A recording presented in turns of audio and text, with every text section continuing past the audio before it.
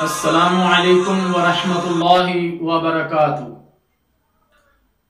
الحمدللہ رب العالمین والصلاة والسلام علی اشرف الانبیاء والمرسلین نبینا محمد وعلی آلہ واصحابہ اجمعین۔ اللہم صلی علی محمد وعلی آل محمد۔ میرے محترم دوستو، آج کی اس گفتگو میں وضو کی فضیلت، تحیۃ الوضو کے بارے میں گفتگو کریں گے۔ اللہ تعالیٰ جل شانہ سے دعا ہے کہ اللہ تعالیٰ ہمیں ان مسائل کو سمجھنے کی اور عمل کرنے کی توفیق عطا فرمائے۔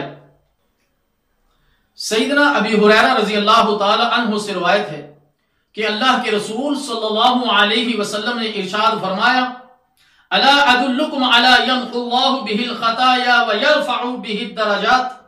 قالوا بلا یا رسول اللہ صلی اللہ علیہ وسلم۔ قال اسباغ الوضوء علی المکارہ وکثرۃ الخطا الی المساجد وانتظار الصلاة بعد الصلاة فذلکم الرباط۔ صحیح مسلم۔ کیا میں تمہیں ان اعمال کی خبر نہ دوں جن کے ساتھ اللہ تعالیٰ جل شانہ غلطیاں مٹاتا اور درجات بلند فرماتا ہے؟ صحابہ رضی اللہ تعالی عنہ اجمعین نے عرض کیا: کیوں نہیں یا رسول اللہ صلی اللہ علیہ وسلم؟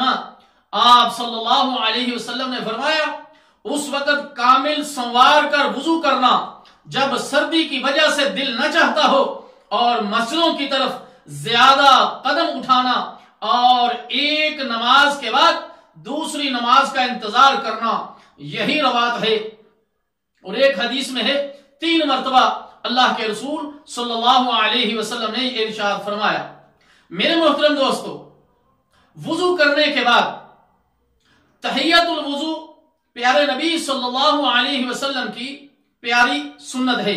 رسول اللہ صلی اللہ علیہ وسلم نے ارشاد فرمایا: من توضأ نحو وضوء هذا ثم صلى ركعتين لا يحدث فيهما نفسه غفر له ما تقدم من ذنبه۔ صحیح بخاری۔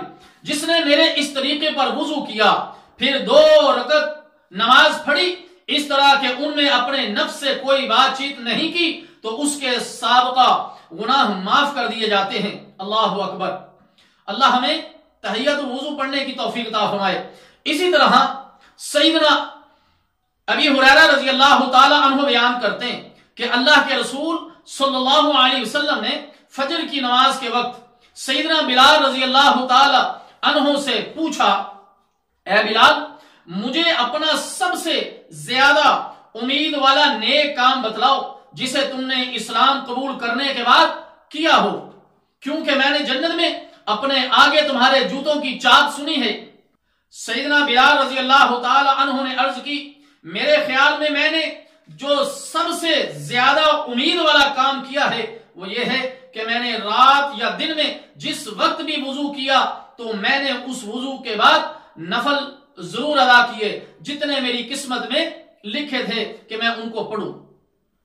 میرے محترم دوستو، گھر سے وضو کر کے مسجد کی طرف جانے کی بھی بہت بڑی فضیلت احادیث میں آئی ہے۔ سیدنا ابو امامہ رضی اللہ تعالی عنہ سے روایت ہے کہ رسول اللہ صلی اللہ علیہ وسلم نے ارشاد فرمایا: جو آدمی اپنے گھر سے وضو کر کے فرض نماز کے لیے نکلتا ہے تو اس کا اجر و ثواب ایسے ہے جیسے کہ حاجی احرام باندھے ہوئے آئے، اور جو شخص چاشت کی نماز کے لیے نکلے اور اس مشقت یا اس اٹھ کھڑے ہونے کی غرض صرف یہی نماز ہو تو ایسے آدمی کا ثواب عمرہ ادا کرنے والوں کی مانند ہوتا ہے۔ اللہ اکبر۔ 2 نفل، غرض صرف ان نفلوں کی بس، اور ثواب اللہ اکبر عمرے کا۔ اللہ تعالی ہمیں عمل کی توفیق عطا فرمائے۔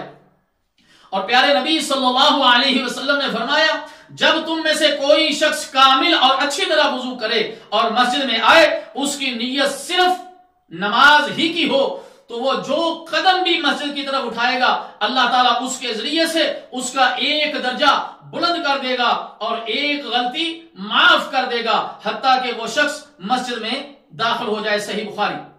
اللہ تعالیٰ جل شانہ سے دعا ہے کہ اللہ تعالیٰ ہمیں ان مسائل کو سمجھنے کی اور عمل کرنے کی توفیق عطا فرمائے۔ والسلام علیکم ورحمۃ اللہ وبرکاتہ۔